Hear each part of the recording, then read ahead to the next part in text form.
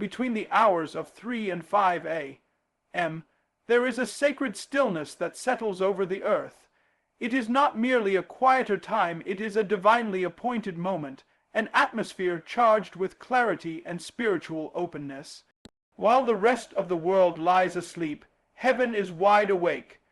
These hours, often referred to by spiritual teachers and ancient traditions as the hour of the Spirit, carry a weight, a power, and a presence that cannot be found once the rush of the day begins. When you rise during this sacred window, you are not just getting up early, you are stepping into alignment with something greater than yourself.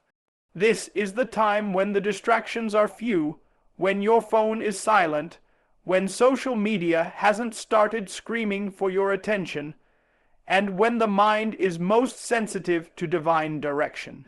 Your thoughts aren't yet corrupted by the day's demands, and your emotions haven't been stirred by the opinions of others. It is in this divine stillness that your inner ear becomes sharp, your heart becomes still, and your spirit becomes receptive. Some of the most powerful breakthroughs do not come during conferences or crowded sanctuaries. They come during private moments in the dark when your knees are pressed into the carpet. Your soul is whispering prayers that no one else hears, and the presence of God wraps around you like a blanket. Between 3 and 5 a.m., the veil between heaven and earth feels thinner. What was confusing becomes clear. What was chaotic becomes ordered. What was heavy begins to lift. This is not superstition, this is spiritual strategy. Scripture gives us many glimpses into the power of early hours. David said in Psalm 63:1, "Early will I seek thee."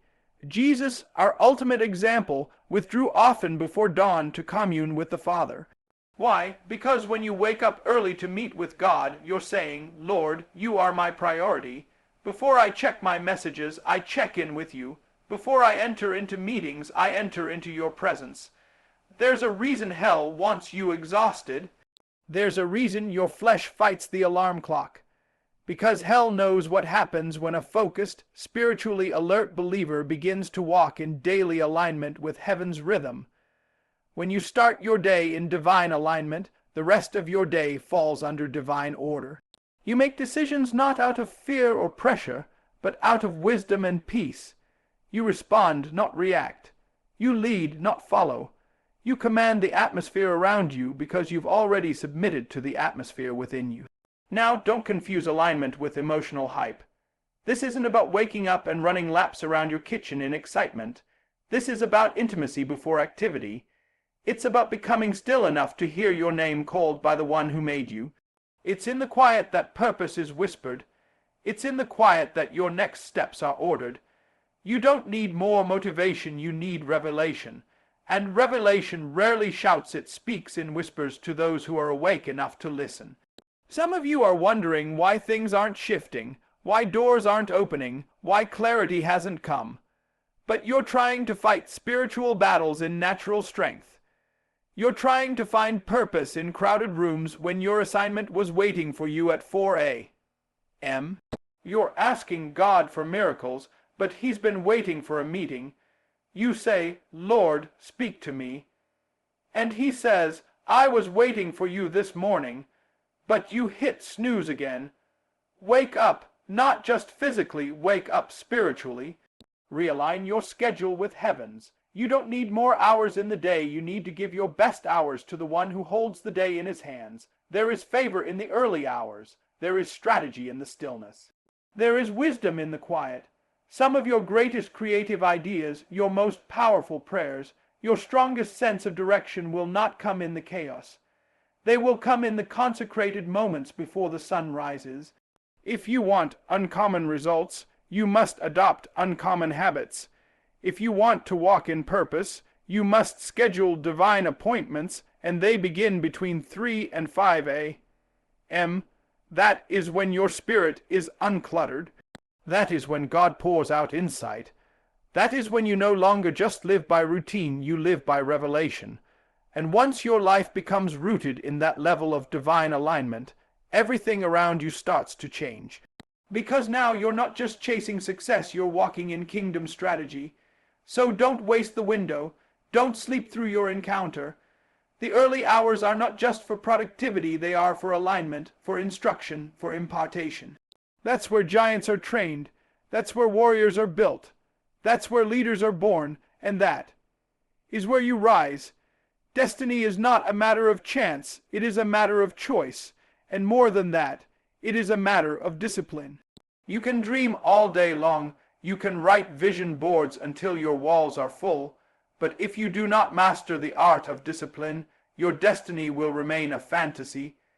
Discipline is the difference between wishing and walking, between talking and doing, between intention and manifestation.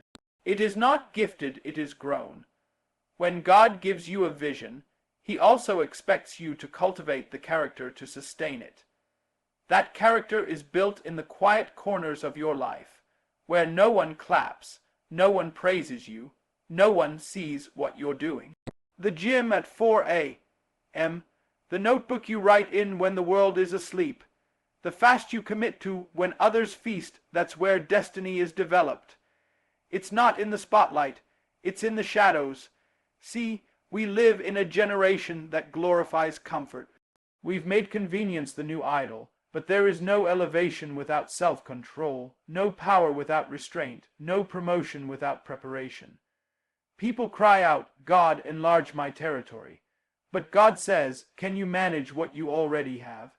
You want more platform, but you haven't disciplined your tongue. You want more responsibility, but you haven't managed your time. You want a breakthrough, but you haven't built the backbone to carry the weight of it. Discipline is not meant to be pleasant, it's meant to be profitable. Hebrews 12:11 tells us, no discipline seems pleasant at the time, but painful. Later on, however, it produces a harvest of righteousness and peace. Did you catch that? The pain has a purpose. The early mornings, the missed parties, the nights you spend grinding instead of sleeping, none of it is wasted. God is using every act of discipline to shape your future. He's carving out your capacity. He's training your hands for war and your fingers for battle. He's preparing you for a stage you haven't even stepped on yet. Let me be real with you. Discipline is a daily decision.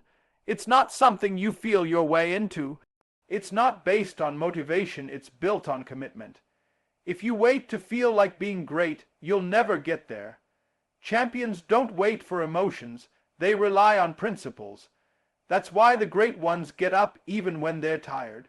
They train even when no one is watching. They prepare even when no opportunity is in sight. Why?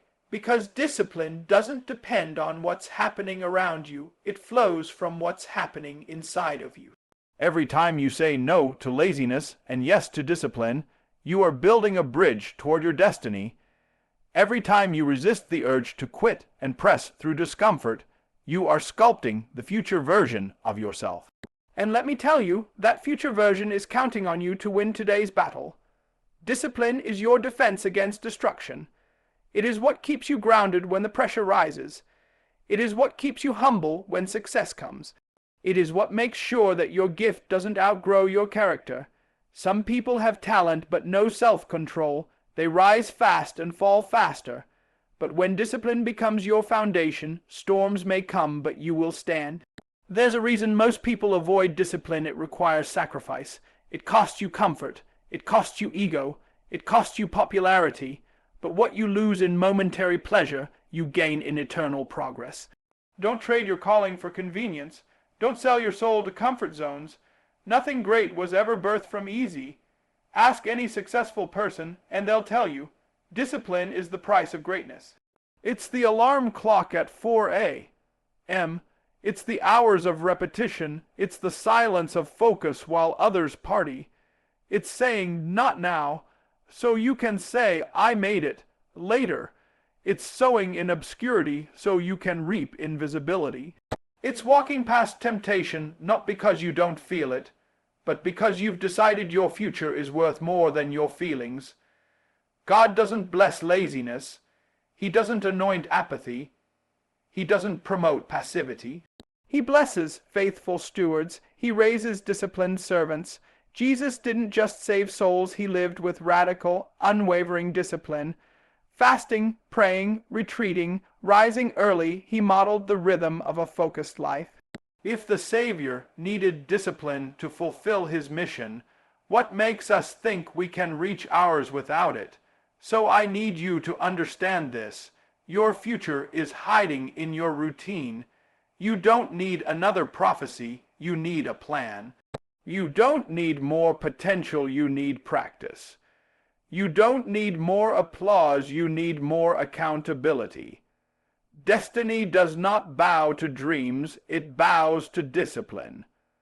If you can master yourself in private, you will not have to beg for success in public. If you can train yourself in silence, your results will speak louder than any shout. The next level of your life is not waiting on a miracle, it's waiting on your mastery. And that mastery begins with discipline. Wake up early, show up consistently, delay gratification, study when you feel like sleeping, build while others break. Because when you honor the discipline of the process, God will honor you with the destiny of the promise. And that is how destiny is built. There is a clarity that only comes in the quiet moments, a kind of understanding that cannot be reached when you're surrounded by chaos, noise, and constant distraction.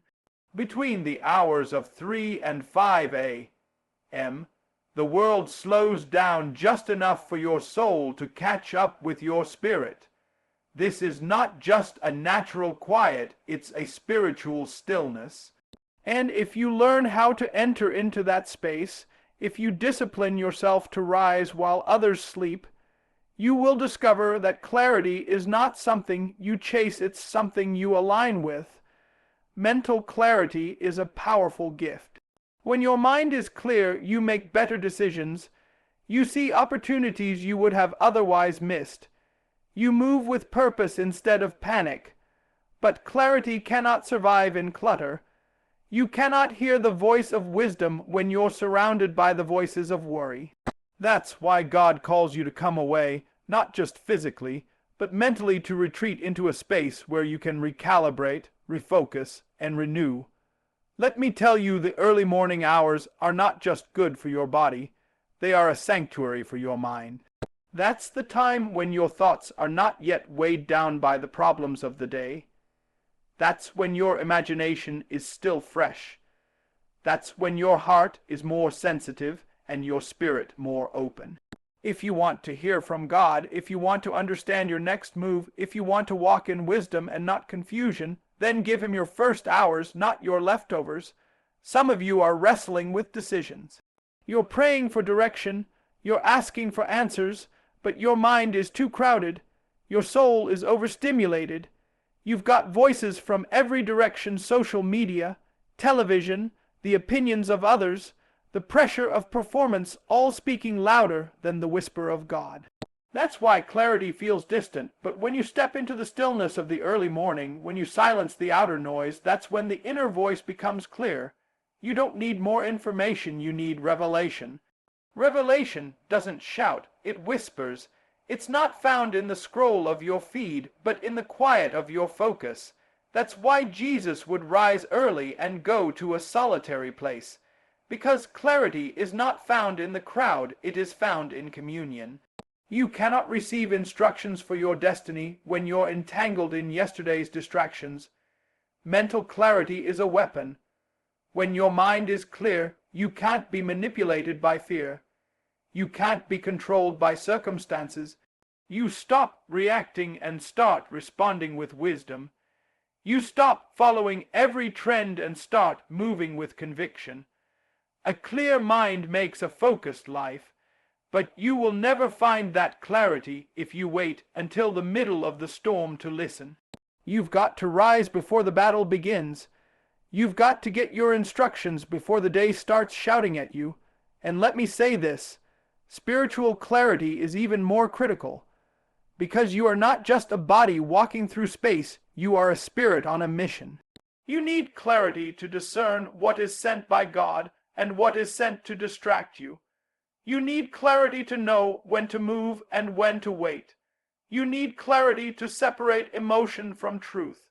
You need clarity to recognize when the enemy is disguising deception as opportunity. The enemy doesn't just attack your finances or your relationships, he attacks your focus. He knows that if he can keep you confused, he can keep you compromised. That's why he loves to clutter your mind, to weigh you down with anxiety, to fill your schedule with busyness so you can't hear God clearly. But early in the morning, before the world has a chance to speak, you can position yourself to hear from heaven. In those hours, you can open the Word and let truth wash away the lies. You can journal your thoughts and release the burdens clouding your mind. You can pray without interruption, meditate without pressure, and simply sit in the presence of the one who knows the end from the beginning. That kind of clarity, mental and spiritual, becomes your foundation for the entire day. When you operate from clarity, you no longer live in reaction. You live in revelation. You don't just follow your feelings, you follow your faith. You move with divine insight. You navigate your relationships with wisdom. You walk into meetings with strategy. You respond to problems with peace. You see obstacles as opportunities, and all of that starts not with the crowd, but with the quiet. If you've been feeling overwhelmed, confused, scattered, it may not be because life is too hard. It may be because your mind is too noisy. You haven't created space for clarity to come. You've allowed the world to crowd out the voice of God.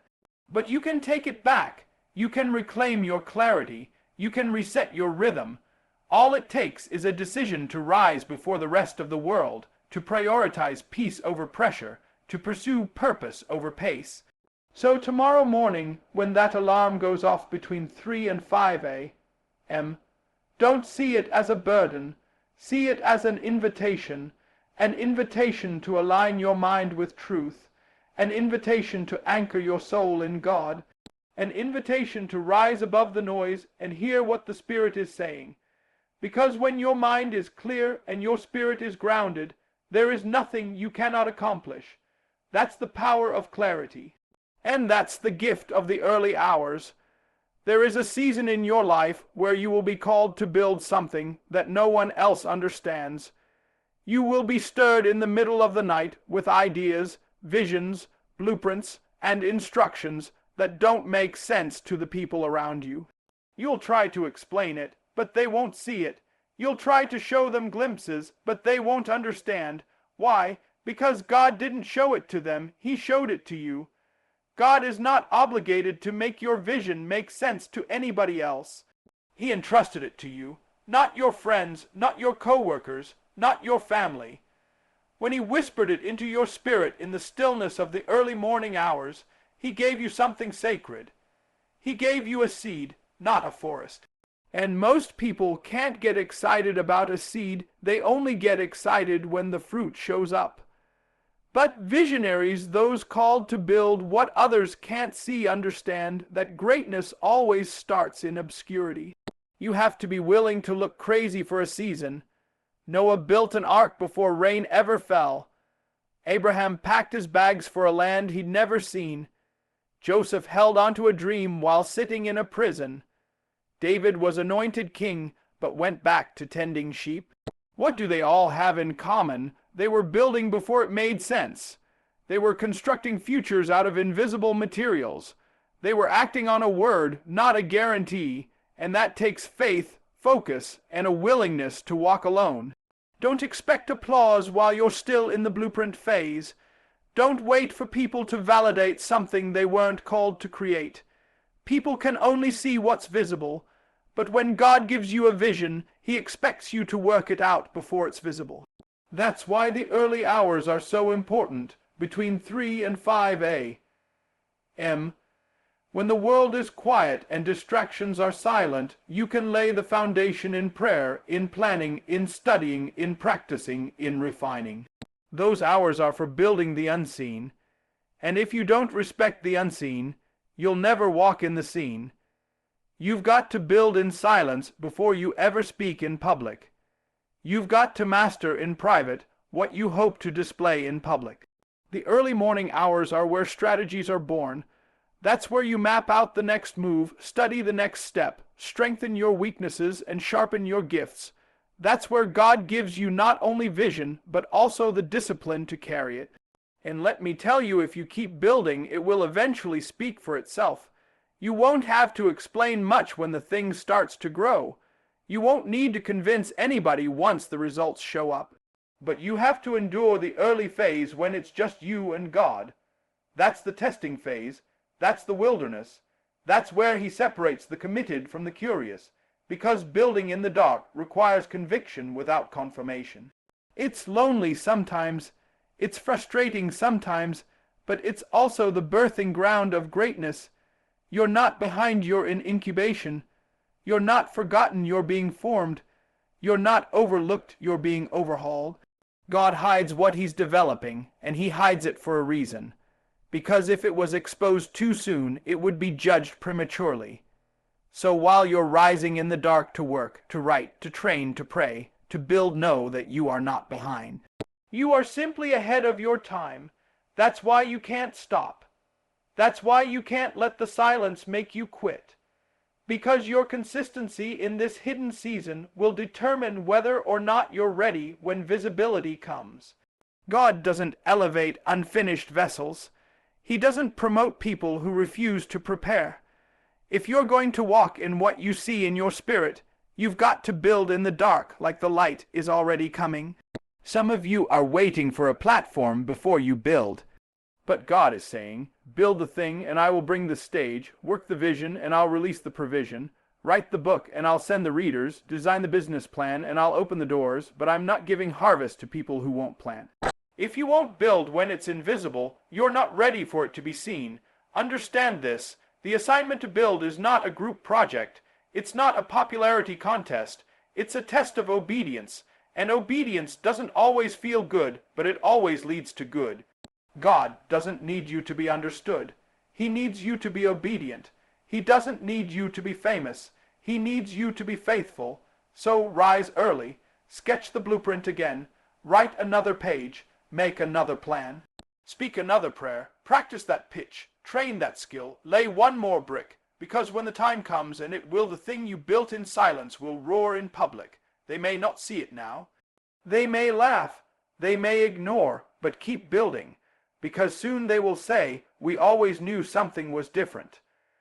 And when that day comes, you'll smile not in pride, but in peace, knowing that you honored the process, you trusted the vision, and you built what others couldn't see. And that is the journey of a builder called by God. The future is not something that just happens, it is something that responds to how you prepare for it. It bends toward the diligent. It opens doors for the focused. It rewards the early risers who understand that what you do in the dark determines what you walk in during the light. The hours between 3 and 5 a.m. are not just extra time on the clock, they are sacred space for preparation, a window into your own potential. What you prepare for, you give permission to show up. You cannot walk into a future you did not first train for in private. If you want to live a life of purpose, you've got to do more than wish and wait. You've got to plan, you've got to study, you've got to write, you've got to pray. You've got to get yourself mentally, spiritually, and practically in position for what you say you're believing God for. Faith without works is dead. So if you're praying for the door to open, you better make sure you've got the strength and strategy to walk through it. You can't wait for the opportunity to show up to start getting ready. By then, it's too late. Preparation is what puts you in position for promotion. God can bless you in an instant, but he wants to see if you're ready before he releases it. You don't prepare on the platform, you prepare in the shadows. You prepare while it's quiet. You prepare before anybody's watching. You prepare before the spotlight ever finds you. You see, preparation is a form of faith in action. It's you telling God, I believe what you showed me, and I'm getting ready for it right now. It's setting the table before the guests ever arrive. It's building the ark before the flood. It's rehearsing the speech before the microphone is in your hand. It's designing the product before the investors show up. When you prepare in advance, you're walking in prophetic expectation. That's what the early morning is for, to get your head and your heart aligned with your future. Before the emails come, before the meetings begin, before the noise takes over, you set the tone. You dig into your work. You dive into your calling. You tune into your purpose. You don't wait to feel inspired. You show up and put in the work, and inspiration meets you there. Because the future doesn't respond to feelings. It responds to faithfulness. Some people are waiting for everything to fall into place before they act, but life doesn't work like that. The place doesn't get ready, you get ready. God opens doors for those who are positioned to walk through them. And positioning is not accidental, it is intentional. It's early alarms and quiet discipline. It's waking up and saying, I'm not going to let today catch me off guard. I'm meeting it with a plan. Preparation breaks the cycle of procrastination. It removes the excuse of not enough time, because you've already carved out time before the world stirs. When you wake up early and invest in yourself, whether that's reading, writing, learning, exercising, or strategizing, you're not just managing your day, you're shaping your destiny. Every prepared morning is a vote for the future you want to live in. Don't let your dreams suffer because your discipline is lacking. The business you're called to build, the book you're supposed to write, the ministry you're meant to lead, the solutions you carry, they are all waiting on your preparation. Not your perfection, not your popularity, not your connections, just your consistent, committed preparation. The truth is, nobody sees the early mornings, nobody celebrates the long nights. Nobody claps for the hours you spend researching, refining, and rehearsing, but that's okay because the future sees it. The results will reveal what you were doing when no one was watching. There will come a moment when what you built in secret will be undeniable in public, and it will be your preparation that gives you peace in that moment, not panic, not fear, but peace. Because you'll know, I was ready for this. God will never waste a prepared vessel. He'll fill what's been made ready. He'll send opportunities to those who have created the capacity to handle them. So every morning you rise early and put in the work. You are enlarging your territory. You are stretching your potential. You are creating room for more. Understand this. The future is not waiting to surprise you. It's waiting for you to prepare for it. There is a version of you that is already living in the answers you're praying for now. And that version is not smarter, it's simply more consistent, it's more disciplined, it's more intentional, and it's more committed to preparation than procrastination. So make the decision today, set the alarm. Honor those early hours, get in position, because your future is not just on the way, it's responding to how you prepare right now. And if you do the work while it's quiet, the results will speak loud enough for everyone to hear. That's the power of early preparation, and that's how you walk into your destiny prepared, poised, and powerful. So now you understand these early hours, this sacred stretch between 3 and 5 a.m. It's not just about time, it's about transformation. It's the hour of alignment, of awakening, of advancement. It's where the average stay asleep and the anointed rise up. It's where excuses die and excellence is born. And if you're bold enough, disciplined enough, and hungry enough to meet God there to meet your future, there everything in your life will begin to shift. This is the hour where focus is forged, where clarity is cultivated, where vision is constructed, and where preparation becomes power. It's the hour where you build what the world can't yet see, where you move before the applause, and where you lay the foundation that your future will stand on. While others are sleeping through their purpose, you're waking up to yours. While the world hits snooze, you're hitting stride. You're praying, you're planning, you're planting, you're pushing, and because of that, you're going to walk in rooms others were never ready for. You're going to step into blessings that others missed. You're going to live a life that reflects not just talent, but timing, discipline, and obedience. Don't let this be another motivational moment that fades when the sun rises.